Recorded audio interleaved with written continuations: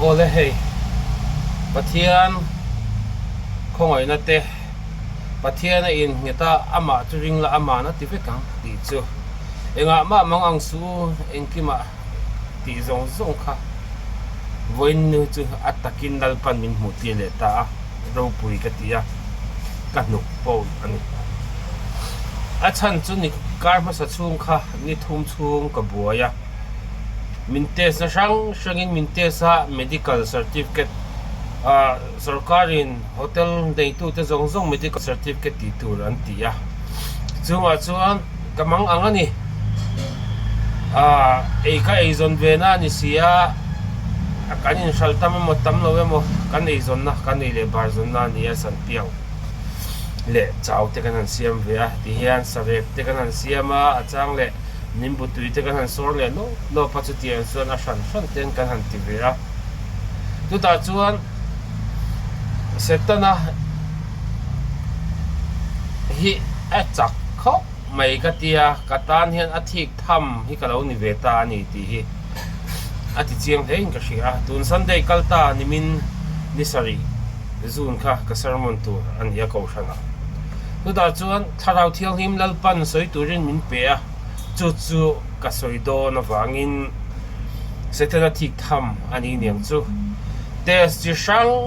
sang kha min test sa heti hian medical certificate la mai tur kha kai ngai lai khan da chuan ka fatty liver sa virus enge hepatitis B ve aniang an hmuwa chu chuan ka thin lung zong zong min khoya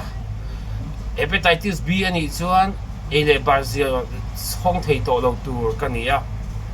chu tian ni si chuan lalpa eng tin nge irong bol turin ka in pva I thei to ka pha kang to kin ele barzon tur ka dab ve a chu ti ang chuan lalpa hi ka to ra ka ti la eng tin nge ka ma kan ele bar chung ko eng tin nge ke in kolta kang ti in ka zota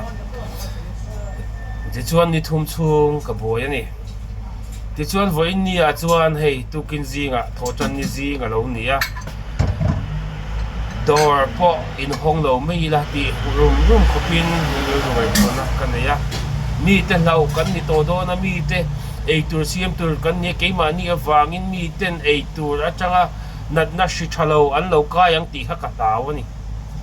chu wang chuan lo pa inga tinge ka ti ka so ta nimina thu ka soi tur kha ka ngai tu theilo na tur thu tharau thial him thu ka soi tur ka ni wang khan setana khang khati ang zong khamin lo be ani ang ti ka ringa voinia result ka zukala doctor in treatment po ngai lo en mani lo chu wangin hei atia hei certificate fitness certificate min lo petani ka result kha kan han tilia chu ta chuan lalpa in ngat mi kalau ni ve na te lalpa rin chan a kalau ke pen ve na te lalpa hian min van shit sake karil ru alima aloma faklak Pathian ani zia te keima kal tangin lalpa hian puan du ala nei ani ti te hilalpan min van ti chiang em ka ti ake bulaka kun mun angai le zual tur zia te ka ngai tu a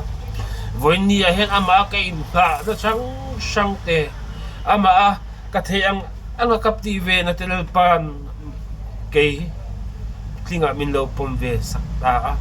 kadi la ti min lo ti lo tin ve sakta ka wang hen ka lo e ma chu wang chuan hei kan soi du ama churing la ama na ti ve kang ti hi avan chiang em ama ngat ngam tele ama in pengam te ne na lalpa do to soi ngai lo ti hi ati chiang tu ani in ka sia chu wang chuan ka lo me he video hi kan siam ve le lok ani helal pan ro puina chang ro se